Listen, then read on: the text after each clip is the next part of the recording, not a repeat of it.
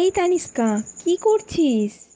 এই কথাটা যখনই বললাম টিভির দিক থেকে চোখটা সরিয়ে নিয়ে আমাকে দেখাচ্ছে, দেখো এই যে চেয়ারটা, সেটা আমার পায়ের মধ্যে আটকে গেছে। আরে তোমরা ভাবো, যত দিন যাচ্ছে এত দুষ্টু বুদ্ধিগুলো মাথায় ভরে ভরে উঠছে। জানি না বড় হয়ে কি হবে। Hello everyone, welcome back to my channel. তো কেউ ভিডিওটা স্কিপ করবে না, পুরো ভিডিওটা দেখবে। আর তোমরা ভাবলে হঠাৎ করে আমি রাত্রের ভিডিও দিয়ে একটা ব্লগ কেন শুরু করছি। না না, জাস্ট ওর দুষ্টুমিটা তোমাদের সাথে শেয়ার করলাম। তারপর আমি পার্লারে চলে এসেছিলাম যথারীতি সমস্ত কাজ শেষ করে।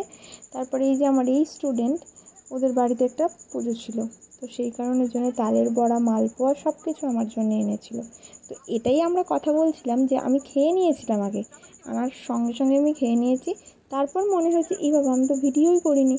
তো তারপর আবার যখন ও আমাকে টিফিনটা দিচ্ছিল ভিডিও করার জন্যে, তো এটা নিয়েই আমরা একটু মজা করছিলাম। তো যাই হোক, আমাদের এখানে কিছু নিয়ে আসা মানে আমরা সবাই মিলে ভাগ করে খাই। তারপর এই যে এই স্যার এসেছিলেন, কোম্পানির একজন, তো ওনার সাথে একটুখানি পড়াশোনা বাদ দিয়ে গল্পগুজব হলো। তারপর আবার ক্লাসে ফিরে যাওয়া হলো। আমার স্টুডেন্টরা তো ফাঁকি মারতে চাইলে আর কিছু চায় না, সেটা তোমাদের আগের ব্লগে আমি শেয়ার করে দিয়েছি অলরেডি। তা সেইটা শুনে মনে হয় সবার মধ্যে একটু স্পিরিটটা বেড়েছে, কাজ করবার চাহিদাটাও হয়তো বাড়ছে। তো এখানে আমি ক্লাস দেখাচ্ছিলাম, যথারীতি ক্লাসটা দেখাতে দেখাতে অনেকটা দেরি হয়ে গেছে। তো আমিও তাড়াহুড়ো করে অটো ধরে নিয়েছিলাম। তো আজকে অটো করে আমি বাড়ি ফিরছিলাম।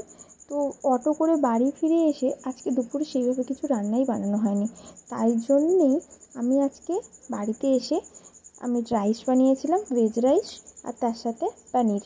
তো যেহেতু আমি শ্রাবণ মাসে ভেজ খাচ্ছি, তো সেই জন্যে পনিরই ছিল। তো আমার রান্নার চ্যানেলের জন্য আমার ভিডিওটাও হয়ে যাচ্ছিলো, আর এদিকে আমার রান্নাটাও হয়ে যাচ্ছিলো। তো সেই রান্নাটাই বানাচ্ছিলাম খুব তড়িঘড়ি এবং ফাস্ট। এত তাড়াতাড়ি করে বানিয়েছি, কিন্তু কি ভালো না খেতে হয়েছিল। পনির থেকেও রাইসটা দারুণ সুন্দর হয়েছিল, পনিরটাও লাজবাব হয়েছিল।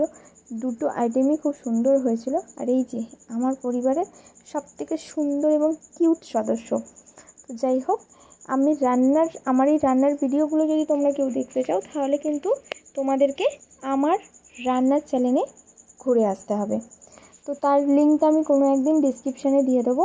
এখানে তোমার দাদাকে আমি খেতে দিয়ে দিয়েছি, অনেক রাত্রির হয়ে গেছিলো, তানিষ্কাকেও খেতে দিয়ে দিয়েছি। তো সেই কারণের জন্যেই আমি ওদের কাছ থেকে রিভিউ নিয়েছিলাম আমার রান্নার চ্যানেলের জন্যে, যে কেমন হয়েছে। ওরা বললো খুব সুন্দর হয়েছে। তোমরাও কমেন্টে জানিও কেমন লাগলো। Tata, by.